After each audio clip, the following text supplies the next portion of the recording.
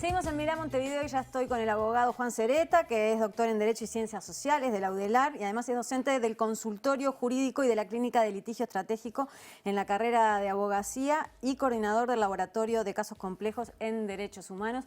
Juan, muchísimas gracias por estar hoy acá en Mirá Montevideo. No, por favor, un placer.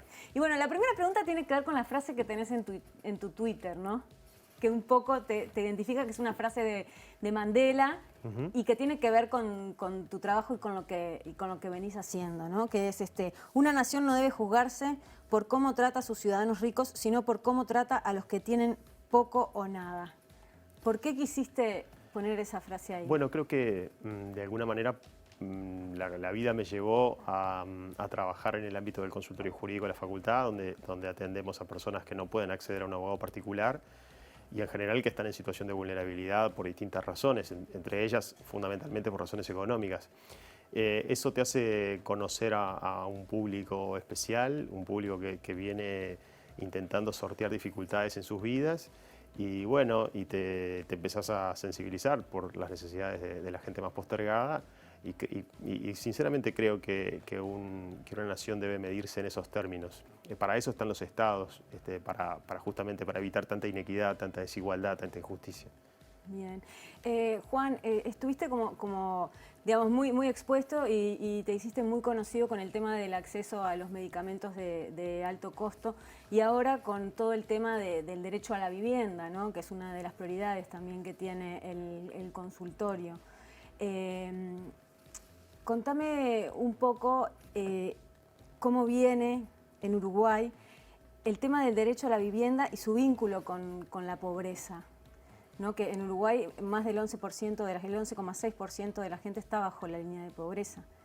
Eso también tiene que ver con que hay muchos derechos que digamos que de los que no pueden gozar, por más que deberían tenerlos. Sí, primero debo aclarar que en muchas de estas cuestiones apareció mi nombre o mi imagen. En realidad hay un equipo que trabaja conmigo todos los días, mis ayudantes, la doctora Porto, los aspirantes, los estudiantes que trabajan conmigo, que a veces no aparecen mencionados y sale mi cara, pero en realidad el trabajo es en equipo siempre. Esto no lo puede hacer una persona y yo soy simplemente el que está al frente por una cuestión de años o de antigüedad, pero nada más que eso. Eso en primer lugar. Y en segundo lugar, yo soy consciente y soy un firme propulsor de que la universidad tiene que salir un poco de los muros universitarios, la Facultad de Derecho tiene que salir del edificio de 18 de Julio y Eduardo Acevedo y ir hacia los lugares donde están las necesidades, donde nos necesita la gente que no puede acceder a un abogado. Y de eso se trató justamente el involucramiento con algunos asentamientos.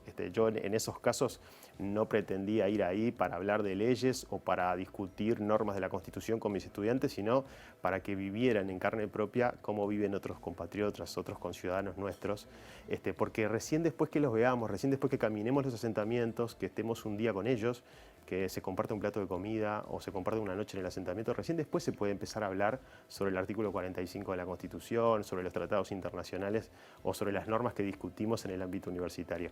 Me parece que sin haberlo visto, sin haberlo sobre todo vivido, yo a mis estudiantes les decía, ahora no piensen en las leyes, ahora sientan lo que les pasa a estas personas con las que compartimos este rato, un ratito en nuestras vidas. Para ellos es lo cotidiano.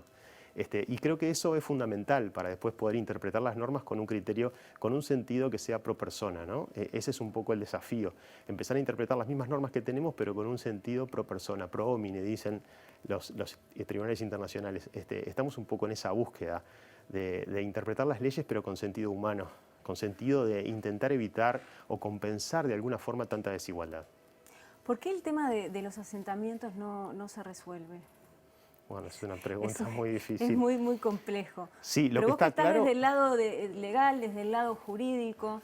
Bueno, lo que está claro es que es un problema que tiene muchísimos años en el Uruguay y para el que no se han dado, distintos gobiernos no han podido dar con la tecla con políticas que realmente impacten favorablemente en esta problemática.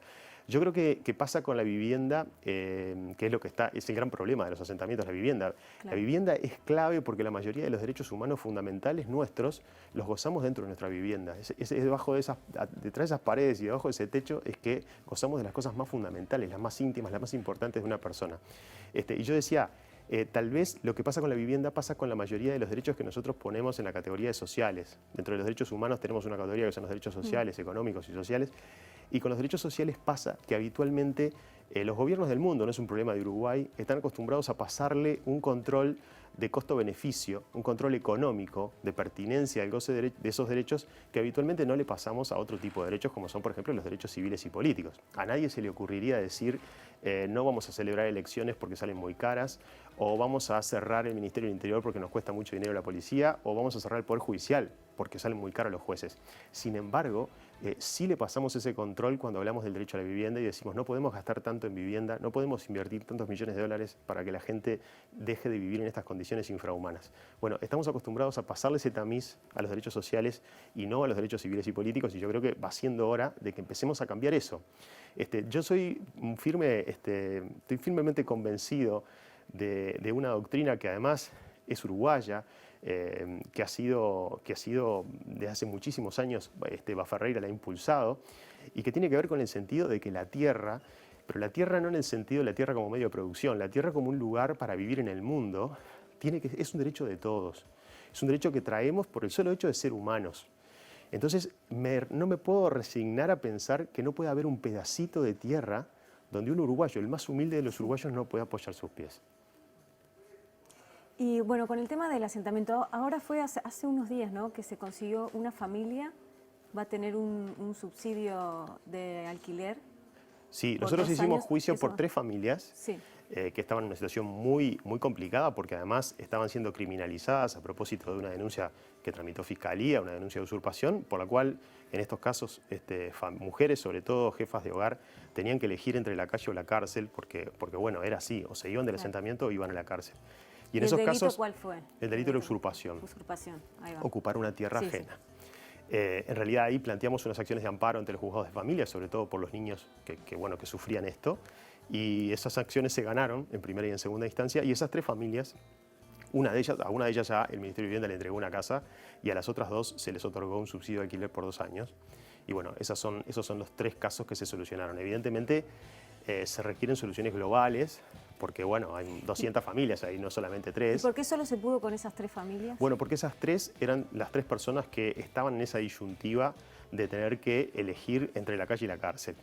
Planteada esa situación de urgencia, los juzgados de familia, además por los niños que estaban a cargo de estas mujeres, fue que accedieron en las acciones de amparo que se presentaron. Podríamos haber presentado más. Lo que sucede es que hasta ahora nunca habíamos ganado una acción de amparo por el derecho a la vivienda. Habíamos hecho varias y siempre habíamos perdido. Es más, a nosotros nos habíamos quedado muy mal con un fracaso que habíamos tenido a propósito de un grupo de mujeres migrantes con hijos a cargo que habían ocupado una calle abandonada acá en la calle Mercedes y que perdimos el amparo y realmente estábamos convencidos que era un caso extremo donde había que dar una respuesta. Bueno, pero ese fue el primer paso, ahí hubo algunos jueces que estuvieron discordes y eso creo que abrió el camino para que ahora se pudiera ganar para estas 3 familias. Mira, justo te quiero preguntar una entrevista que te hizo Santiago Mañi en Montevideo Portal, que vos dijiste que a veces se logra más repercusión perdiendo un juicio que ganándolo. Sí, eso es parte. Eso es bueno. Eso es parte de cuando se aborda el caso desde la clínica de litigio estratégico. En la clínica, a diferencia del consultorio, en el consultorio atendemos casos individuales, comunes, como si fuera un estudio jurídico, solo que para la gente que no puede pagar un abogado. Entonces, en el consultorio yo lo defino con una frase que ganar es ganar y perder es perder. Si viene alguien y se quiere divorciar y yo le hago el divorcio y pierdo, no hay manera de ver que eso fue un éxito. En cambio, en la clínica nosotros hacemos juicios igual, pero primero, los juicios los elegimos nosotros. No hay una ventanilla de gente que venga a pedirnos algo. Vamos a los lugares donde pensamos que podemos hacer algo por la sociedad. Y en segundo lugar, trabajamos mucho con la comunicación, trabajamos mucho con la preparación del caso, con la difusión del caso, con el mapeo de todos los actores que están involucrados, con las alianzas que tejemos con otros actores sociales. Y ahí perder puede ser ganar si vos perdiste en el juzgado, pero todo el resto del trabajo que hiciste, no solamente nosotros, en alianza con actores sociales, obviamente, si ese trabajo dio sus frutos, a veces se puede lograr ganar. Se puede lograr el resultado aunque el juicio se haya perdido. Claro. Juan, bueno, vos que estás, ¿no?, muy vinculado a esto, ¿hay una pobreza específica de nuestro país? ¿Con características específicas? Mirá, porque las líneas de pobreza, sí, viste que tienen... Yo no soy muy de los estándares económicos. A mí me gusta más medirlo en otros términos. A mí lo que me duele enormemente y lo que sí me parece que debe asimilarse a la pobreza es cuando la situación te lleva a perder la dignidad, ¿no? Para mí el secreto es medirlo en términos de dignidad. Uno puede tener menos recursos económicos, puede tener menos comodidades o puede tener menos bienes materiales, pero puede vivir dignamente. El problema es cuando la ausencia de todo te transforma en un ser carente de dignidad. Ese es el problema. Digo, cuando vos vas, pero esto no se puede medir en términos macroeconómicos, ni con PBI, no se puede medir con eso. Hay que de alguna manera recorrer esos lugares y ver cómo está la gente. Cuando hay gente que siente vergüenza de cómo tiene que vivir, vos ahí te das cuenta que, bueno, que lo que está fallando es que le hicimos perder hasta la dignidad, hasta lo más íntimo, lo primero que tiene que tener un ser humano. Volviendo a lo de Nuevo Comienzo, hace unos meses yo había escuchado, ahora no me acuerdo el nombre del representante del Ministerio de Vivienda, que decía, en realidad alegaba con el tema de Nuevo Comienzo, que no lo dijo en estas palabras, pero como que se estaban colando en la fila, de la manera que ustedes estaban tratando el tema. ¿Por qué te parece que dijo eso? Que hay como una serie de trámites en realidad que hay que hacer para acceder a la vivienda. Porque en realidad el Ministerio de Vivienda tiene una serie de planes.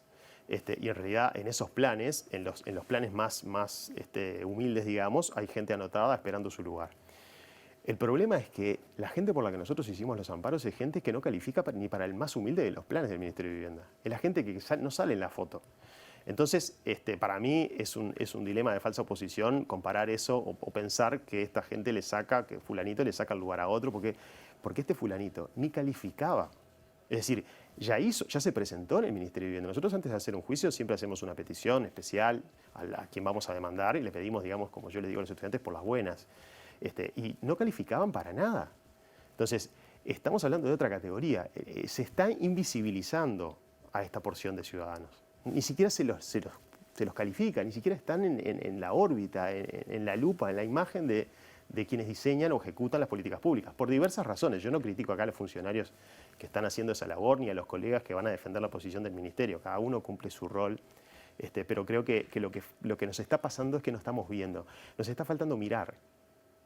Y hablando de mirar y de invisibilizar, vos también estás con el tema del derecho a la vivienda de los inmigrantes. Sí, los migrantes han sido una porción a la que también nos hemos dedicado porque cuando uno llega a otro país, está en una situación de vulnerabilidad. Total. Vos perdés tus redes, vos no tenés tu familia, no tenés tus amigos, no sabés a dónde ir, no sabés dónde quedan las cosas, no sabés qué puerta golpear. Y eso te pone en una situación de vulnerabilidad. Y si a eso le sumás que sos pobre, que venís huyendo de la pobreza o que venís huyendo de la guerra, bueno, mucho más. Entonces, desde siempre entendimos que era una porción de personas a la que teníamos que estar especialmente atentos. Tenemos un régimen en consultorio, en el grupo mío tenemos un día destinado con un horario especial para migrantes, a los que también le allanamos el camino en lo que son las consultas para que no tengan que seguir los pasos que habitualmente podría seguir un uruguayo. Pero sí, son una porción de personas a las que hay que estar muy atentos porque están en situación de fragilidad. Y bueno, una persona en situación de fragilidad, como nos podría pasar a cualquiera de nosotros en un país distinto, con una cultura distinta, con un idioma distinto, con leyes que no conocemos. Y bueno, me parece que también hay que prestarle atención a eso y saber mirar, sobre todo en un momento donde Uruguay está siendo receptor de migrantes. Juan, bueno, justamente si algún migrante nos está mirando puede acudir al consultorio jurídico y a la clínica de litigio estratégico. Sí, nosotros tenemos un convenio con la asociación Idas y Vueltas que hace una labor estupenda recibiendo a toda la gente que viene de brazos abiertos, a toda la gente que llega de otro país sin demasiados bienes, sin demasiados recursos y bueno, ellos nos derivan la mayoría de las personas que llegan con alguna consulta jurídica e intentamos ayudar. Muy bien. Bueno, y antes de irnos, anunciar que el 22 de septiembre, ¿no? Es que desde el Centro de Litigio Estratégico van a hacer una conferencia sobre exigibilidad del derecho de vivienda. Sí. Perfecto. Sí. Venimos trabajando sobre la exigibilidad del derecho a la vivienda desde hace tiempo y nos interesa también difundir estas cosas porque es muy probable que haya muchas personas que no sean conscientes de cómo se debe interpretar esto y está claro que nadie puede reclamar un derecho si no sabe primero que lo tiene. Entonces, ¿cómo se puede participar de esta conferencia? Se pueden inscribir. Que no hay problema, es libre la asistencia, así que se puede participar sin problema. Genial. Juan, muchísimas gracias por haber estado hoy acá en Mira Montevideo, un placer. Igualmente.